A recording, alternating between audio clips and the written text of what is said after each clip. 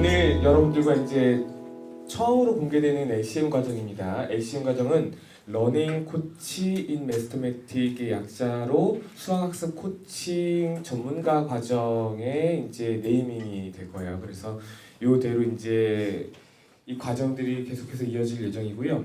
더불어서 자격증 디자인도 지금 끝나 있습니다. 자격증 디자인이 여러분이 보시기에 좀 괜찮을 거예요. 그래서 조만간 공개를 조금 해드리도록 할 예정입니다.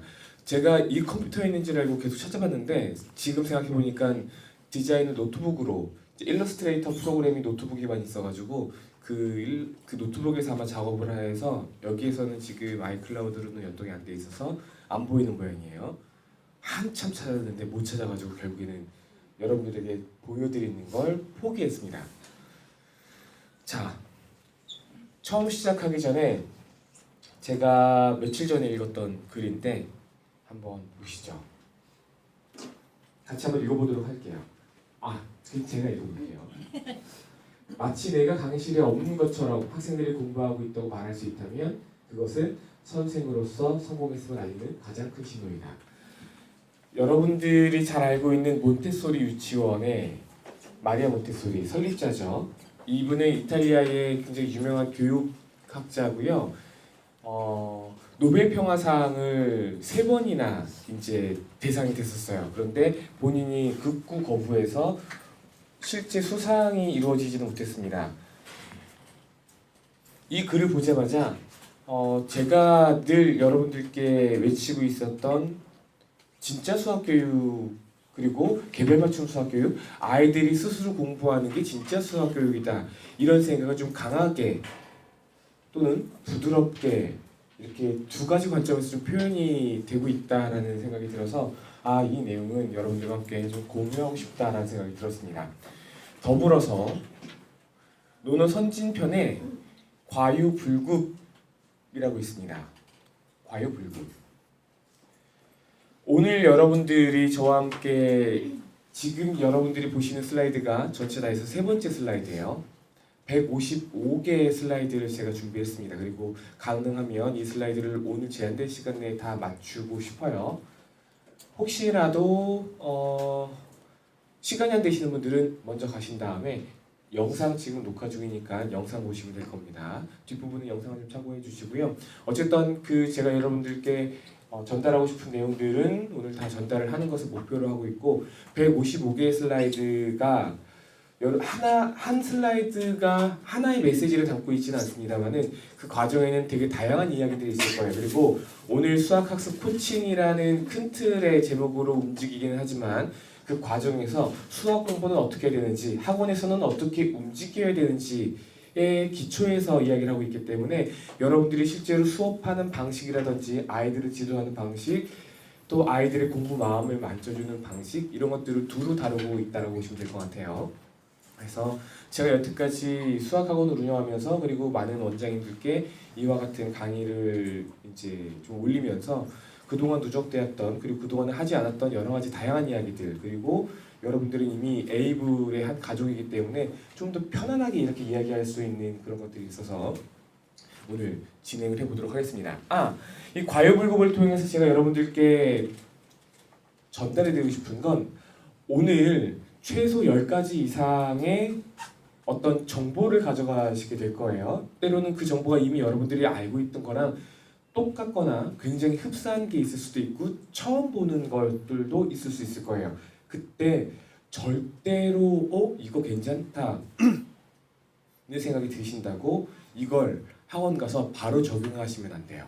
전부 다를 그냥 한 번에 딱 하나씩만 그리고 그런 것들을 여러분이 딱 봤을 때 이 반에는 적용하기 괜찮겠다라고 생각이 들면 그 반에 한번 적용을 해보신 다음에 그 반 안에서 시행착오를 가볍게 겪어보시고 그 다음에 조금씩 확장해 나가면 굉장히 좀 의미 있지 않을까. 괜히 어설프게 이렇게 저렇게 시도했다가 시행착오를 겪으면서 혼란에 빠지시다가 결국에는 다시 처음으로 되돌아가는 일이 없었으면 좋겠습니다. 오늘 제가 여러분들께 말씀드린 내용들은 절대로 동시간대에 한꺼번에 다 할 수 있는 내용들은 아니에요. 서로 다른 시점에 다른 시차에서 했었던 내용들을 그냥 오늘 한 번에 다 말씀을 드리는 거라는 거. 그래서 과유불급이라는 말을 여러분들과 함께 나누면서 시작을 해보도록 하겠습니다. 오늘 준비한 내용은 공부 마음 잡기, 그리고 수업 프로그램, 그리고 수학 학습법 이 세 가지 챕터로 구성이 되어 있고 지금부터 공부 마음 잡기부터 시작하겠습니다. 공부 마음에 대해서 이야기를 하는 건 너무 자연스럽지 않습니까? 그렇죠? 제가 이쪽에 지금 컨트롤 해야 될 것들이 있어서 혼자 좀 정신이 없어요.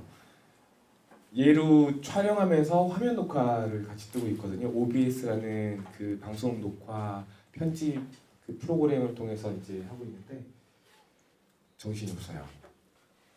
오늘의 목차는 이렇습니다.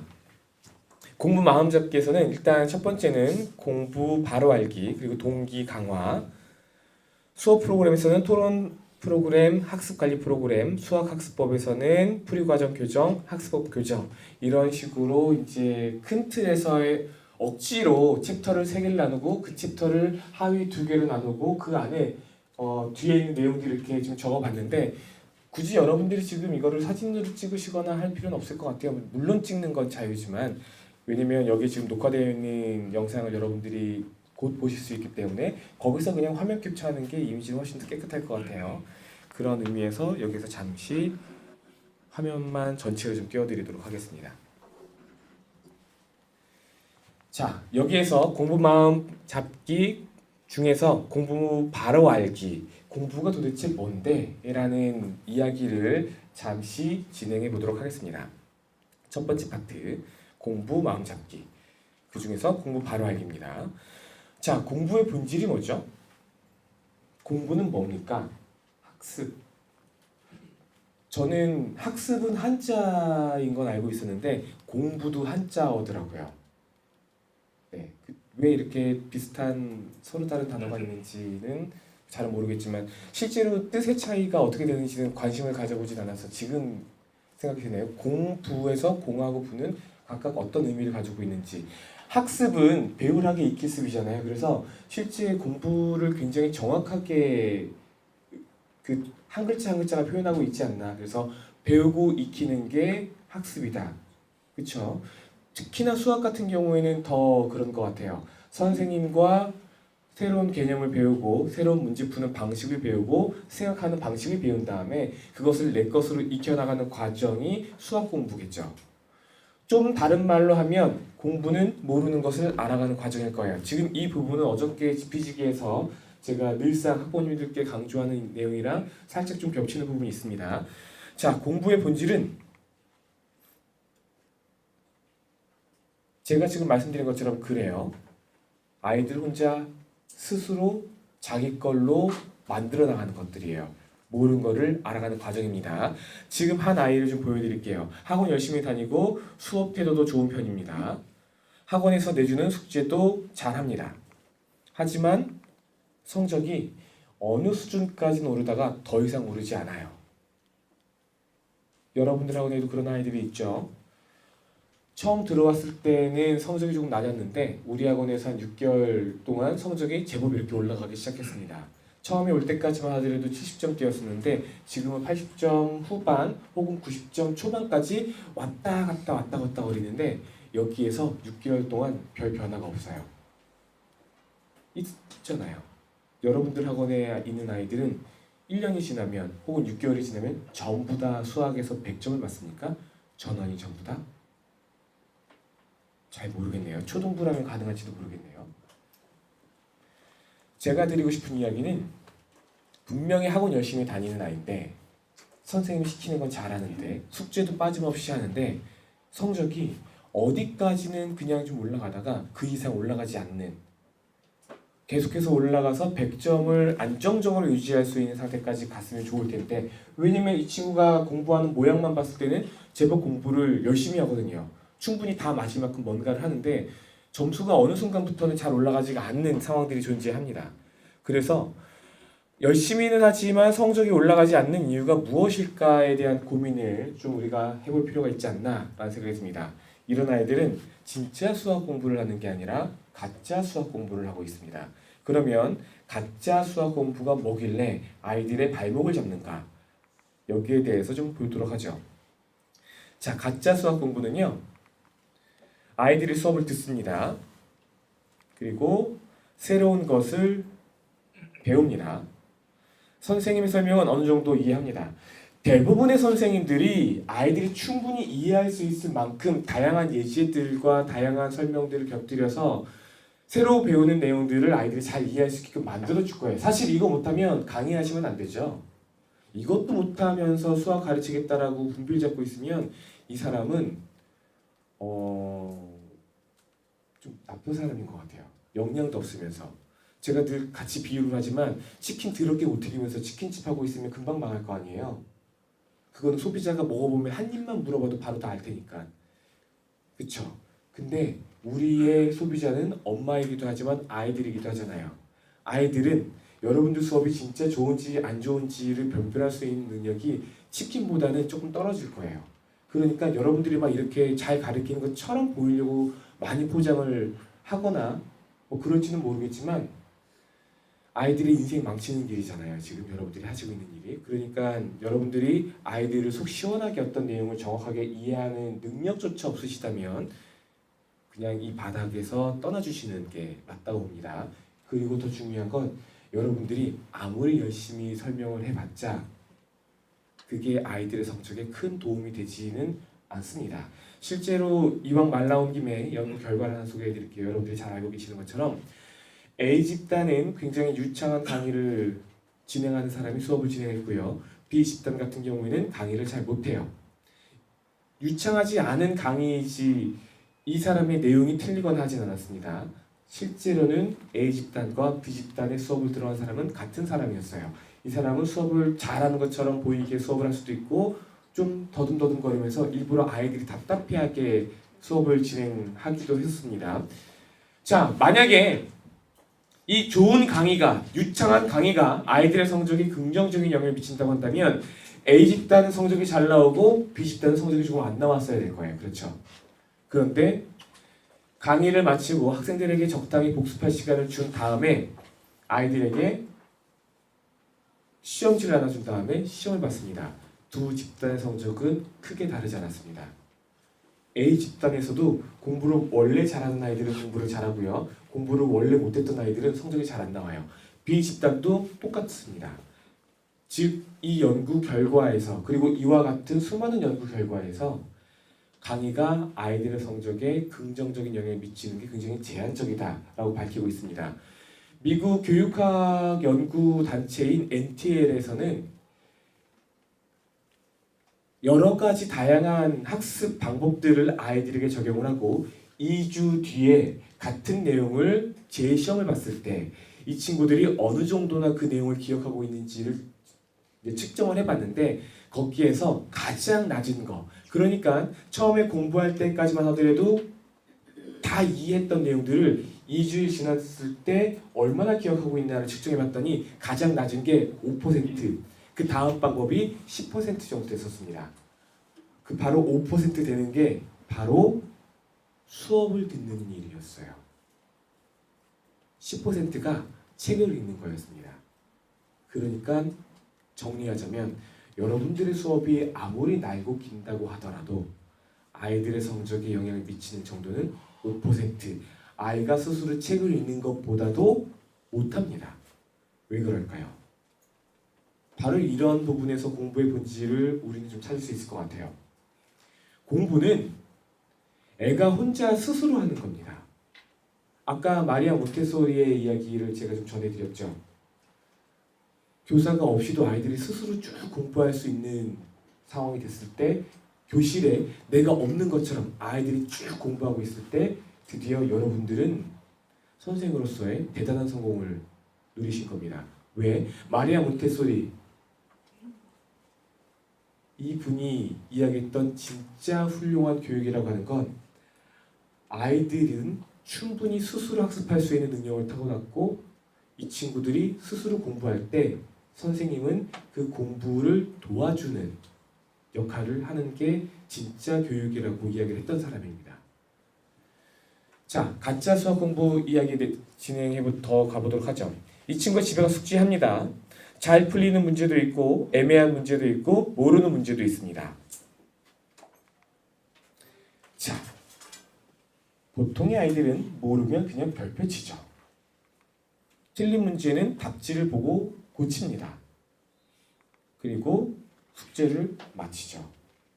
아이들은 숙제는 했지만 공부는 하지 않았습니다.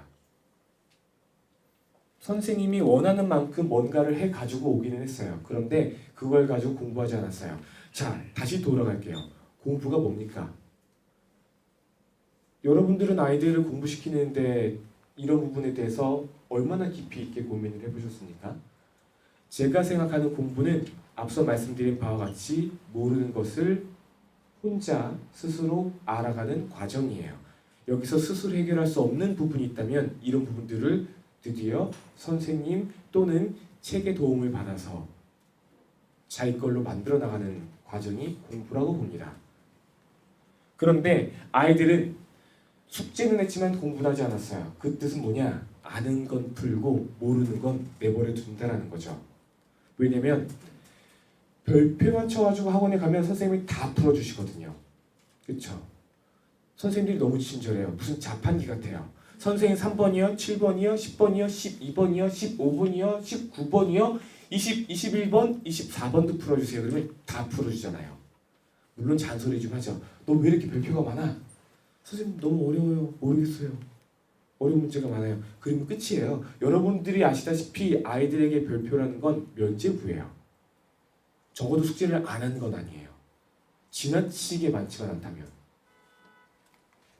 자, 공부는 학문이나 기술을 배우고 익히는 것이라고 사전적 정의로 나와 있습니다. 좀 더 정확하게 쉽게 이야기하면 모르는 것을 알아가는 과정이 되겠죠. 공부는 학습이잖아요. 학습, 배우고 익히다. 배웠으면 익히는 과정이 다른 어떤 과목보다도 좀 길게 필요한 것 같아요. 한 문제를 풀 줄 안다고 해서 수학을 끝낸 게 아니잖아요. 방정식의 해를 한 번은 구할 줄 안다고 해서 다양한 식의 형태의 방정식을 모두 다 구할 수 있지는 않을 거예요. 그렇죠? 출제자가 이 개념을 얼마나 비틀어 놨냐에 따라서 그걸 문제 속에 어떻게 꼭꼭 숨겨놨느냐에 따라서 문제를 해결하는 방법이 전혀 떠오르지 않을 때가 있습니다. 자, 저는 문제집은 그물과 같다고 생각합니다. 어제도 한 이야기지만, 어제는 안 했나요? 수학하는 사람이 이렇게 문학적인 표현을 쓰기가 참 쉽지가 않은데 그 어려운 길을 제가 한번 가보려고 합니다.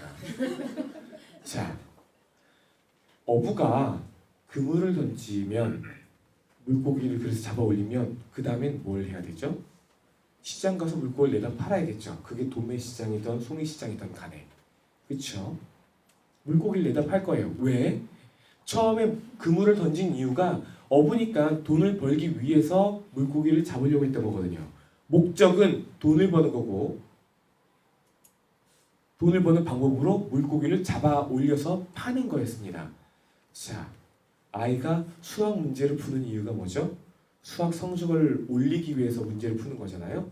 그러면 수학 성적을 올리기 위해서 수학 문제집을 풀었다면 문제집을 다 풀고 난 다음에 채점을 마친 다음에 수학 공부 시작해야 됩니다. 왜냐면 문제집을 한번 쭉 풀고 채점을 마치고 나면 드디어 내가 모르는 문제가 무엇인지 틀린 문제가 무엇인지가 수면 위로 떠오르게 될 거예요. 마치 물속에서 그물을 던져가지고 물고기를 잡아 올린 것처럼 문제집을 풀고 나면 내가 여기를 공부했는데 공부한 다음에 아는 게 뭐고 모르는 게 뭔지를 구분할 수 있는 순간이 온 거예요. 그걸 구분했으면 이제부터 여기서 수학 공부 시작해야 됩니다. 근데 대부분의 아이들은 이걸 안 해요. 그냥 채점만 해놓고 모르는 거 별표 친 다음에 그냥 가지고 와요. 그리고 여러분들에게 물어보죠. 여러분들은 처음부터 끝까지 하나하나 다 풀어줍니다. 근데 그 교육은 다시 한번 말씀드리지만 학습의 효율성이 5%밖에 안 돼요. 여러분들이 아무리 시원하게 잘 풀어줘 봤자 아이들의 머릿속에 남는 건 2주가 지나면 95%가 사라진 5%만 남습니다. 이 수업을 앞으로도 계속 하실 겁니까?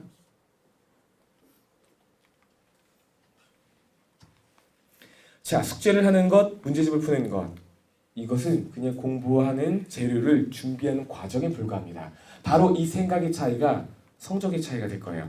가짜 수학 공부를 하는 아이들은 배웠지만 자기 걸로 만드는 과정이 없었습니다.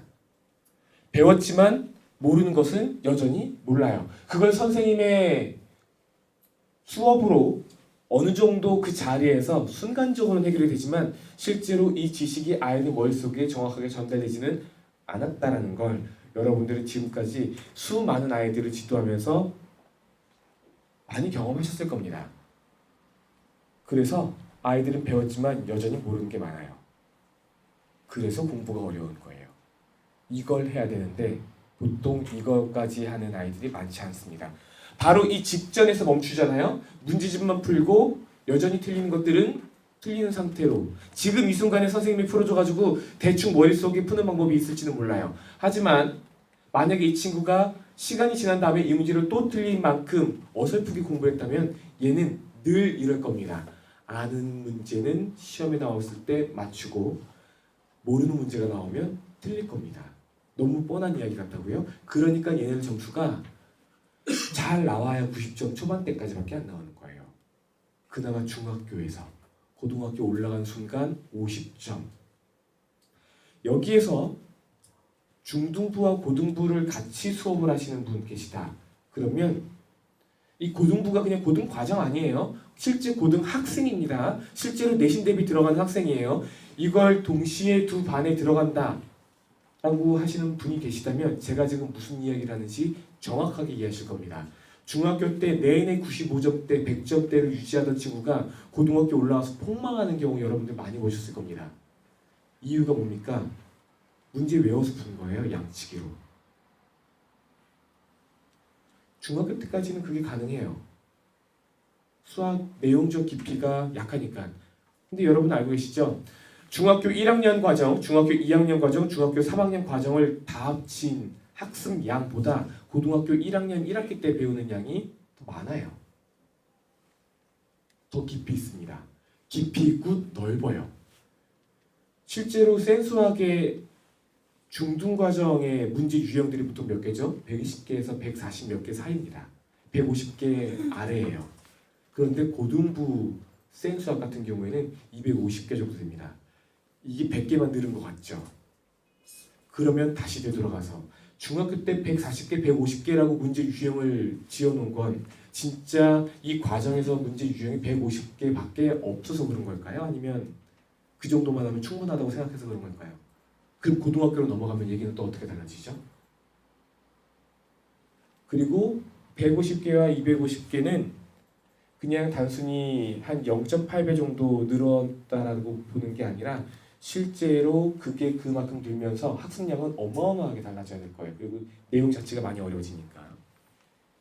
다시 슬라이드로 돌아가겠습니다. 자, 진짜 수학 공부는 채점 후에 시작됩니다. 이 생각의 차이가 바로 성적의 차이가 되겠죠. 바로 이걸 정확하게 인지하고 있는 친구들은 문제집을 풀면 빠른 정답치를 통해서 맞았는지 틀렸는지만 가볍게 체크를 합니다. 그리고 틀린 문제들은 그 자리에서 바로 다시 풀어보죠. 왜? 풀었는데 틀렸다는 건 계산 실수가 있거나 뭔가 오류가 있다는 거거든요. 그러니까 틀린 문제를 바로 확인해요. 물론 처음부터 문제를 숙제를 예를 들어서 1번부터 30번까지 한다. 그럼 1번부터 30번까지 쭉 풀면서 뭐 대부분의 문제는 풀고 어떤 문제들은 몰라서 별표를 치고 넘어갔을 거예요. 별표를 치고 넘어간 것은 굳이 답안지로 확인할 필요는 없습니다. 어쨌든 뭘 확인해 봐야 돼요? 내가 풀어서 답을 구했으면 이 구한 답이 실제로 맞는지 틀리는지를 확인해보는 과정을 가질 겁니다. 그때 틀린 문제들은 아이가 직접 자기 손으로 다시 풀어볼 거예요. 그리고 다시 채점을 해볼 겁니다. 그런데 또 틀리는 문제가 있을 수도 있고요. 빠르게 고쳐지는 문제가 있을 수도 있을 거예요. 그리고 별표, 처음부터 손도 못 댔던 문제가 있죠. 또는 처음에 손을 대다가 어느 줄까지는 식이 전개가 됐는데 갑자기 어느 순간 딱 막혀버린 거예요. 거기서 어떻게 해야 될지 감을 잘 못 잡을 때가 있을 수도 있습니다. 그땐 뭐 해야 됩니까? 이제 별표 치고 학원에 가져가면 되나요? 아니요. 어차피 학원에 가도 선생님이 실판의 문제를 풀어준다고 한다면 그건 문제집 정답 및 해설에 나와 있는 풀이 과정과 크게 다르지 않아요.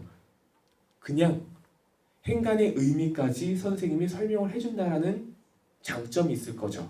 근데 그 장점이 아이들의 학습에 있어서는 단점으로 작용할 거예요. 왜? 아이들은 그 행간의 의미도 본인 스스로 해석하려고 노력하지 않아도 괜찮아요. 즉 여러분들 교실 안에 앉아있는 아이들은 머릿속으로 생각할 필요가 없습니다. 생각은 선생님이 다 해서 머릿속에 그냥 다 넣어주니까. 제가 만났던 수학 공부를 잘하는 아이들은 한결같이 이렇게 공부했었습니다. 문제집을 풀고 채점을 한 다음에 첫 번째 빠른 정답으로 채점을 하고 틀린 문제들은 한번 다 풀어봐요. 다시. 그리고 교정을 해요. 그 다음에 또 틀리는 문제가 있거나 아니 풀리지 않았던 문제가 있으면 그거는 해설지를 보고 한 줄 한 줄씩 읽습니다. 그리고 난 다음에 뭔지를 알겠다. 그러면 해설지를 덮고 자기 손으로 처음부터 다시 풀어봐요. 그리고 끝까지 풀리면 다행이지만 만약에 안 풀린다. 어디선가 또 막힌다. 그럼 그 과정을 다시 한번 반복합니다. 한 줄 한 줄씩 다시 읽어서 내려올 거예요. 그리고 또 어떤 깨달음이 온다면 덮고 다시 풀어봅니다. 그리고 답이 끝까지 나오면 그래도 괜찮은 거예요. 대신에 따로 표시를 해두겠죠. 왜? 이 문제는 다음에 또 틀릴지도 모르니까 그걸 정확하게 알 거예요. 걔는. 그런 과정들이 과거에 여러 차례 있었기 때문에 한두 번이 아니죠. 수도 없이 반복됐을 거예요. 지금은 알았는데 시간이 지나면 까먹는다는 사실을. 그리고 그런 것들이 보통 공부하는 과정에서 어떨 때 나타난다는 걸 알 겁니다. 메타인지 능력이 좋기 때문에 그래요. 메타인지 능력이 좋은 건 그런 생각을 스스로 많이 해봤다는 뜻입니다. 단순하게 표현을 하자면 내가 이 문제를 다음에 맞출 수 있나 틀릴 수 있나를 그냥 계속 서로 의심해 본 거예요. 그 나중에 봤더니 또 틀려요. 그래서 이 문제를 별도로 관리하고 싶은 거예요. 그러니까 우리가 오답 노트 같은 것도 만들게 된 이유가 그런 문제를 한 군데다 모아놓고 싶은 거죠. 근데 오답 노트 자체가 공부가 잘 안 되죠. 왜냐면 문제집에 있는 문제를 노트에 옮겨 적기 때문에 문제가 왜곡될 가능성이 많아요. 도형은 100% 왜곡되고요. 그렇죠? 스케일이 완전 망가지죠. 그리고 문제를 아이들이 압축해서 쓰기도 하고요. 문제를 옮기는 과정에서 자신의 손글씨를 쓰기 때문에 다양한 힌트들이 묻어 있습니다. 여러분들께 소개해드린 바는 있지만 모르시는 분들이 아마 절반이 있으실 것 같아요. 맥락보호 현상이라는 게 있는데 공부할 때 들어오는 온갖 여러 가지 다양한 환경적 맥락들이 나중에 이 문제를 또는 이 내용을 인출하는데 도움이 돼요. 그래서 내가 손글씨로 써놓잖아요. 그러면 이거 손글씨만 보고 이거 옛날에 그때 풀었던 것 같은데 하면서 그때 기억이 확 떠오릅니다. 그게 만약에 처음에 아이가 틀린 거랑 똑같은 컨디션, 그러니까 완전 백지 상태의 문제집에 있는 거다. 그러면 내가 준 힌트가 하나도 없잖아요. 그러면 아이는 이 문제를 틀릴지도 몰라요. 아마 이건 여러분들도 경험하셨을 거예요. 의미 없는 곳으로 보이는 문제의 한 부분에 문제가 이렇게 있다고 볼게요. 정석이라고 보죠. 동그라미가 갇혀 있는 거예요. 근데 지금 봤을 때는 이 동그라미가 왜 쳐놨지? 라는 생각이 들어요. 문제를 읽다가. 근데 막혀요. 근데 곰곰이 생각해 보니까 여기 동그라미 왜 쳤는지 알 것 같아요. 그래서 그걸 힌트를 삼아가지고 문제를 해결할 수 있습니다. 그쵸? 힌트 찾잖아요. 이런 거 가지고. 그래서 생각을 떠올리기 시작해요. 만약에 이게 없는 상태였다고 한다면 이 친구는 이 문제를 틀렸을지도 몰라요. 아주 작은 것조차 생각을 꺼내는데 도움이 될 수 있다는 뜻입니다. 그래서 오답 노트를 적은 걸 바탕으로 해서 수학 공부를 다시 한다. 학습 효과가 조금 제한적으로 나타날 가능성이 있다는 뜻이에요. 항상 그렇다라는 것은 아닙니다. 근데 그럴 가능성이 높다라는 거에 대해서 이쪽 학문 분야에서 꾸준히 연구가 되고 있다라는 사실을 좀 말씀을 좀 드리도록 할게요. 오늘 제가 알기로는 학원에서 이제 원장님들과 함께 강사분들이 여러 분 오신 걸로 알고 있습니다. 지금 처음 보는 얼굴도 좀 있는데 제가 현재 연세대학교에서 인지과학 박사과정으로 있고 저의 주 연구 분야는 학습이에요. 학습 가운데에서도 리트리버 프랙티스 테스트 이펙트만 집중적으로 연구를 하고 있고 현재 5학기입니다. 이와 관련된 논문은 4편 정도 지금 지난 2년 동안 4편 정도 작성을 했고 아마 박사 논문도 이와 관련된 내용으로 진행이 될 것 같아요. 2012년도에 수학공부법과 관련된 책을 한 권 썼고 2013년도에는 서술형 시험 만점 공부법에 대한 책을 써서 그래도 이 분야에 대해서 저 나름대로 생각 정리는 끝나 있고 학문적 토대를 바탕으로 깊이 있는 진짜 학습법, 그냥 시중에 놔두는 그냥 이런 것 같아, 근거가 없는 학습법이 아니라 진짜 이론적으로 탄탄하게 갖춰져 있는 학습법들을 여러분들께 오늘 이 자리에서도 소개를 해드린다는 거에 대해서 중간에 광고하고 넘어가도록 하겠습니다. 자, 제 뭔데 이렇게 보시는 분들이 덜어 있으실 수 있어요. 딱 여기까지만 이야기하면 이제는 고개가 절로 끄덕여지는 부분들이 생길 겁니다. 사람은 이 할로우 이펙트라는 게 있죠. 후광효과가 있어요. 그래서 저 사람이 가지고 있는 이런 것들, 이런 스펙들이 저 사람이 하는 말을 더 신뢰롭게 할 수 있습니다. 공부의 본질은 혼자 스스로 하는 거예요. 혼자 스스로 해야 됩니다. 여러분 학원에 아이들이 성적이 안 나오는 이유는요, 애가 공부를 안 해서 그런 거예요. 여러분들이 못 가르쳐서가 아니라.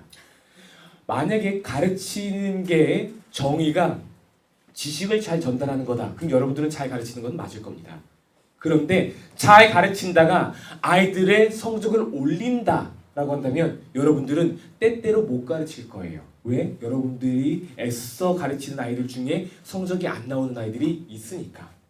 여기 성적이 오른다는 얘기는 100점 맞힌다는 뜻입니다. 아니, 우리는 돈 받고 애들 성적 올려주는 일을 하고 있으면서 그 일을 제대로 못하잖아요. 컨디션이 좋으면 잘하고 컨디션이 못하고 그래요? 어떤 아이는 잘하고 어떤 아이는 못하고 그렇습니까? 그렇다는 얘기는 여러분들의 교육 서비스, 여러분들이 가지고 있는 교육 서비스의 품질이 고르지 않다는 뜻이잖아요. 때로는 좋고 때로는 나쁘고 때로는 겁나 구리고. 문제가 있죠. 여러분들이 잘못 짚어서 애들 성적이 안 오르는 거예요. 애들 성적이 오르려면 여러분들이 잘 가르치는, 지식 전달을 잘하는 게 중요한 게 아니라 아이가 스스로 공부하게 만들어줘야 돼요. 만약에 여러분들이 가르치는 아이가 성적이 올랐다, 100점 맞는다, 100점에 가까운 점수로 쭉 향하고 있다, 계속 성장세다, 그러면 걔는 혼자 공부를 하기 시작한 거예요. 여러분과 만나서. 여러분들이 알게 모르게 아이랑 마음을 나누면서 교감을 하면서 아이 스스로 공부를 더 할 수 있게끔 뭔가 마음을 잡아준 거죠. 그래서 오늘 수업의 첫 번째 시작은 이 공부 마음으로부터 시작합니다. 아이가 스스로 공부할 수 있게끔 만들어주기만 하면 아이들의 성적은 올라요. 그 다음에 솔루션이 필요한 겁니다. 어느 부분에서 아이가 막히면 그 부분만 뚫어주시면 돼요. 왜? 대부분의 내용들은 여러분들이 학창시절에 공부한 거랑 똑같이 아이들도 책만 읽어도 알 수 있는 내용들이에요. 왜 그걸 굳이 여러분들이 시간을 할애해서 설명해 주려고 해요? 아이들 혼자서도 충분히 알 수 있는 내용인데. 그런 내용들은 아이 스스로 혼자 하게 하고요. 아이가 혼자 할 수 있는 영역이 아닌 바로 그 지점에서부터 여러분들의 터치가 필요합니다. 그때까지 지켜보고 있어야 돼요. 그래야 혼자 공부할 수 있는 방법도 알게 되고 그런 역량도 점점 강화하게 돼서 우리가 흔히 이야기하는 자기주도 학습에 가까운 그런 것들을 아이들이 하기 시작할 거예요. 여러분들이랑 일주일에 있는 시간 많이 해봤자 9시간밖에 안 될 겁니다. 10시간밖에 안 될 거예요. 24시간 곱하기 7 얼마예요? 140, 7에 28, 168시간이네요. 그렇죠? 맞나요? 네, 168시간 중에 고작 10시간이라고요. 여러분들이랑 같이 있는 시간이. 물론 그중에 자는 시간도 있겠죠. 그 잠은 학원에서도 자니까. 아이들이 혼자 있을 때 공부하는 그런 능력들을 키우려면 많은 시행착오를 해봐야 될 거예요. 그리고 저는 무엇보다도 중학교 때까지 이걸 모두 마스터해야 된다고 봐요. 자기만의 학습법을 어느 정도까지는 끌어올려야 돼요. 수많은 시행착오를 해야 될 겁니다. 이렇게 했더니 폭망했네, 이렇게 했더니 개망했네, 이렇게 했더니 또 망했네. 계속 해봐야 돼요. 그래야 조금씩 교정할 겁니다. 조금씩 교정할 기회를 드디어 갖기 시작하는 거예요. 사실은 그 과정들을 여러분들이 다 빼앗으셨어요. 여기서는 이렇게 하고 여기서는 이렇게 하고 여기서는 이렇게, 그거 한다면 이거 해야 돼, 그거 한다면 이거 하고. 아이들은 룰만 지키면 돼요. 룰만 잘 지키면 착한 학생입니다. 사회적으로 이렇게 아이들을 길러내죠. 자, 진짜 수학 공부는 한 문제를 풀어도 완벽하게 공부하는 거예요. 꼭꼭 씹어먹는 겁니다. 한 문제를 풀게 되면 그 유형이 아니라 생각하는 방법을 배우는 거기 때문에 10문제 이상을 풀 수 있는 힘이 생깁니다.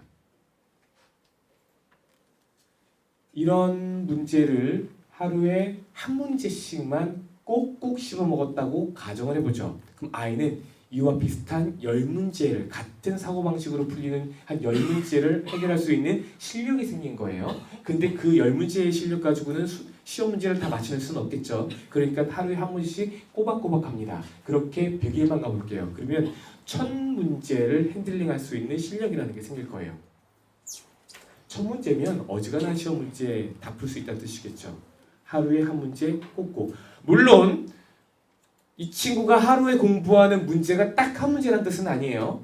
그냥 기존에 하듯이 어느 정도 문제를 많이 풀어보긴 해야 될 거예요. 많이 풀어보되 하루에 한 문제만큼은 처음에 풀었는데 어떻게 풀어야 될지 전혀 생각이 나지 않았던 그 한 문제만큼은 아주 꼭꼭 씹어먹는 겁니다. 그러면 굉장히 많은 문제들을 해결할 수 있는 실력이라는 게 조금씩 계속 쌓일 거예요. 수학 실력이 늘어나는 유일한 시간은 처음에 풀리지 않았던 문제를 어떻게 하면 이 문제를 해결할 수 있을까를 고민하는 시간뿐이라고 저는 생각합니다. 수학 교육의 본질, 스스로 사고할 수 있는 학습자를 양성하는 거다. 학창 시절에 배우는 모든 과목 중에 유일하게 수학 이 한 과목만 아이들에게 논리적인 사고를 가르칩니다. 수학은 돈 계산만 하면 되기 때문에 학교 바깥으로 나오면 쓸모없는 과목은 아니에요. 물론 전공자가 아닌 이상 미적분을 세상에 나와서 쓸 일이 없을 겁니다. 그럼에도 불구하고 수학을 아이들이 깊이 있게 공부해야 되는 이유는 수학 문제를 해결하면서 아이들이 하나하나 배워나가는 건 주어진 과제를 해결할 수 있는 논리적인 사고 능력이에요. 수학 문제를 푼다? 내가 가지고 있는 배경 지식, 그러니까 수학적인 개념과 공식, 문제 해결 방법 이런 것들을 싹 가지고 와서 필요한 것들을 불러와서 지금 내 앞에 있는 이 과제를 해결하는 게 수학 문제를 푸는 겁니다. 그러니까 수학을 잘하던 사람들이 사회에 나와서도 성공할 확률이 매우 높고 미국에서도 연봉이 높은 10개의 직업군 중에서 수학과 관련된 직업이 4개인가 6개인가 그렇죠.